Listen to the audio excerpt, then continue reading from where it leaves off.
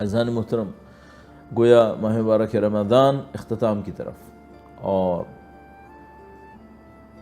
اب آپ اس مرحلے میں داخل ہوں گے جس میں آپ کی اور میری زندگی اپنے شیڈیول کی طرف واپس چلی جائے گی جس میں ہم اور آپ رہتے ہیں۔ یہ چند ایام ضیافت الہیہ میں انشاءاللہ شامل ہونے کی سعادت نصیب ہوئی، اور اس کے نتیجے میں اگر اللہ تعالیٰ قبول فرمائے انشاءاللہ گناہوں کی مغفرت نصیب ہو گئی ہو، انشاءاللہ خداوند متعال کی طرف سے ایسی توفیقات نصیب ہوئی ہوں جو اگلے ماہ مبارک رمضان تک کم از کم ہمارے ساتھ رہیں، ہمیں اللہ کے راستے پر بڑھنے میں مدد دیتی رہیں۔ اب یہ آپ کو اور ہمیں طے کرنا ہے کہ وہ کیا نصیب ہوا ہے، یعنی وہ جس کو ہم نے انجام دینا ہے۔ ایک تو اللہ کی بارگاہ میں قبول ہوا، جنت کے باغ بنے، محل بنے، وہ ادھر کا معاملہ۔ اگر وہاں قبول ہوا ہے اور یہاں کوئی اثر نہ پڑے ہماری زندگی پہ، یہ ذرا مشکل ہے، یہ سمجھ میں آتا ہے کہ یہ ذرا مشکل ہے۔ تو مثال کے طور پر اگر میں نے 1 مہینہ بندگی کی، انشاءاللہ خداوند متعال کی اطاعت بجا لایا، اور اس سے وہاں پر میں ایزیوم کر رہا ہوں، فرض کر رہا ہوں کہ وہاں پر نہیں معلوم کتنے میرے لیے باغ بن گئے ہوں گے، محل بن گئے ہوں گے، تو میں اپنے آپ سے ایک بات پوچھتا ہوں کہ وہ عبادت جس نے میرے لیے اس دنیا کے اندر باغ اور محل بنائے ہوں گے، اس نے میرے اس وجود پر کوئی اثر چھوڑا ہوگا یا نہیں چھوڑا ہوگا؟ اور آپ کو یاد ہوگا شروع میں ہم نے عرض کیا تھا کہ بھئی آپ کا ہمارا پروسیسر اور اسٹوریج ایک ہی ہے، تو ہو نہیں سکتا کہ آپ کی کوئی ایک عبادت، میری کوئی عبادت قبول ہوئی ہو اور اس نے ہمارے وجود پہ اثر نہ چھوڑا ہو۔ نہیں، ہمارا وجود متاثر ہوا ہے۔ اگر وجود متاثر ہوا ہے تو اس وجود نے کیا سیکھا ہے؟ مزید توفیقات، مزید عبادتوں میں گہرائی، دین کی معرفت کے اندر گہرائی، یہ ضرور سیکھا ہوگا اس نے۔ اب آپ کو اور مجھے چیک کرنا ہے وہ کیا ہے جو ہم نے اور آپ نے سیکھا ہے۔ تو لیکن جو عرض کروں گا وہ یہ ہے کہ آپ اس کا ضرور جائزہ لے لیجئے گا انہی چند دنوں کے اندر، اس سے پہلے کہ عید کی چھٹیاں ختم ہوں، کہ میں نے اور آپ نے اچیو کیا کیا، حاصل کیا کیا۔ اچھا، آپ مجھ سے پوچھ سکتے ہیں بھائی کیا حاصل ہونا تھا؟ اب ہم دعائے افتتاح تو دوبارہ نہیں پڑھ رہے نا، مثلا دعائے سحر تو دوبارہ نہیں پڑھ رہے، نہیں شاید وہ تو نہیں پڑھیں گے اب، یا علی و یا عظیم شاید وہ بھی نہیں پڑھیں گے، اللہم ادخل علی اہل القبور السرور وہ بھی نہیں پڑھیں گے۔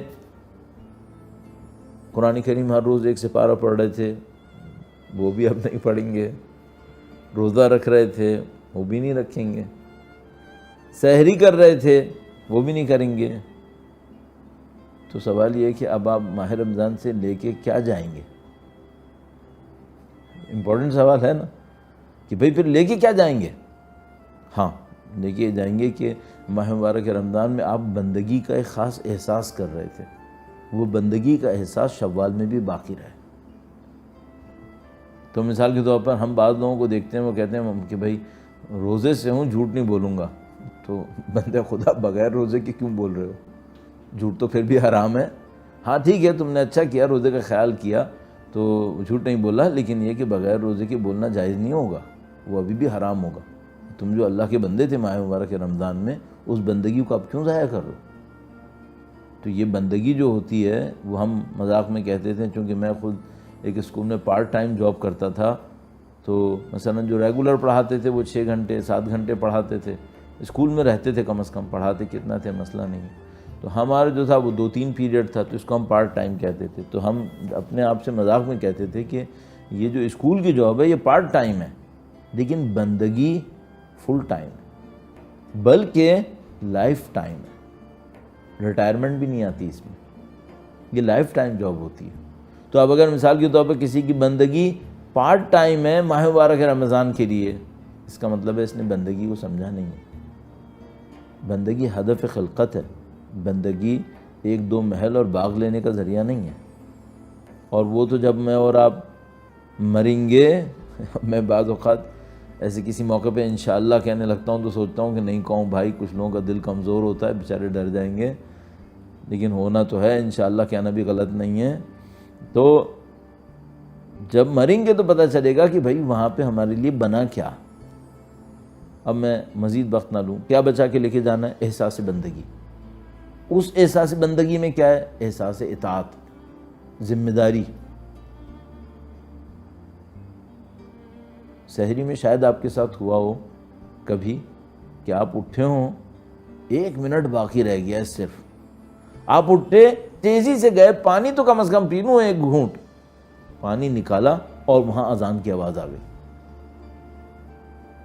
اب آپ کے ہاتھ میں گلاس ہے اور آپ کو یہ پتا ہے کہ یہ اگر میں نے اب نہیں پیا تو 17 گھنٹے گئے، یا جتنے گھنٹے بھی آپ کیا ہیں، صحیح ہے، اور رات میں تو میں سو گیا تھا۔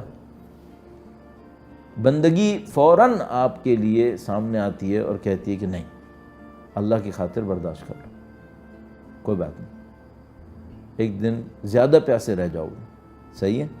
یہ احساس بندگی ماہ مبارک رمضان کے بعد بھی رہے، یہ اگر رہے تو پھر زندگی میں سہولتیں بہت زیادہ ہیں، اللہ کی طرف سے ہدایتیں بہت زیادہ ہیں، اور خدا کا نظام ایسا عجیب ہے، یہ جو بہت زیادہ توفیقات ملتی ہیں، چھوٹی چھوٹی چیزوں پہ ملتی ہیں بعض اوقات، بہت زیادہ توفیقات، جیسے میں نے ان عارف کا عرض کیا تھا، کسی ایک جانور کو انہوں نے کھانا کھلا دیا، بڑی توفیق مل گئی۔